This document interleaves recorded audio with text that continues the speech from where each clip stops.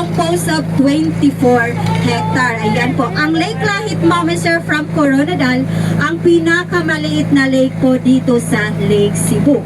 And of course, the second lake is the Lake Siloton.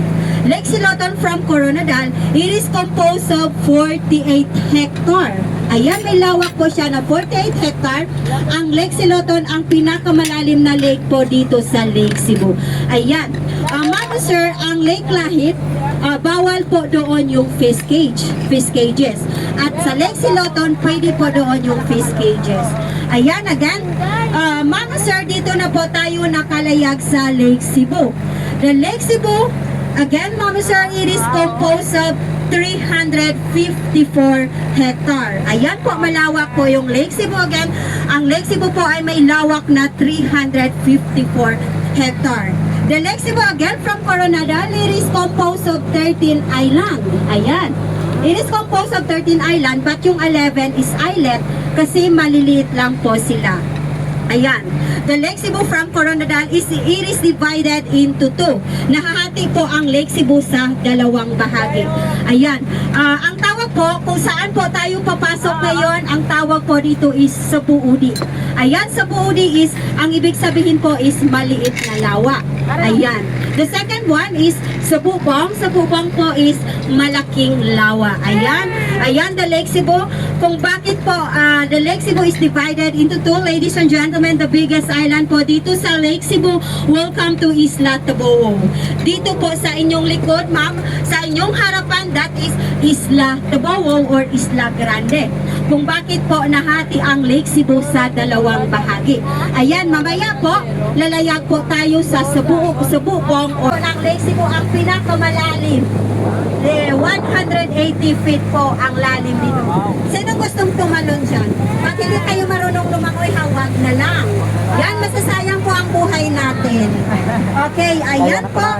Again, ang pinakamalalim po is 180 feet po dito. Okay, napapansin ni sir?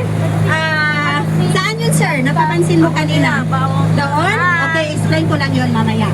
Okay, ayan po, ang pinakamalaking church po dito sa Lake Cebu. Ayan po sa itaas, that is the Saint John the Baptist.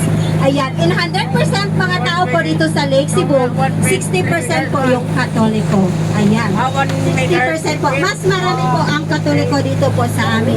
Pero, even nga magkaiba po kaming religion, but we are only one God. Yes, walang pangayan po dito sa Lake Cebu. Ayan, the big church here in Lake Cebu is Isla. Yeah. The big church is the Saint John the Baptist. Ayan. Okay, from Coronadal, you know, the South Cotabato is the land of a dream river. Ayan, nakarinig. Okay? Mama Sir from Coronadal, ladies and gentlemen, again, the another spot of Lake Cebu is Isla Banu. Ayun po kanina, ayun sir. Yung sabi mo kanina, sir, that is Isla Banu. The second, yes po. The second biggest island po dito sa Lake Cebu, that is Isla Banu. Isla Banu owned by Awan family. Ayan. Sila na po ang may-ari ng Isla Banu. Okay, ayan. Flores. Okay, ayan na po. Dito na po. Ayan kanina sir. Ayan na kanina sir, di ba? That is Isla Taboong. Doon tayo kanina sa kanyang likod or harapan. Dito na po tayo sa kanyang harapan. Isla Taboong. Isla Taboong. Kung napapansin natin, ang Isla Taboong is, ang hugis is parang crocodile. Ayan. Okay? Napapansin po ba natin? Ayan po ang ulo, liig, katawan, and buto. Ayan. It's look like a crocodile. But 100% po from Coronadal, wala pong crocodile dito sa Lake Cebu. Wala pong buhaya. Nasaan ang buhaya? Okay. Yun, as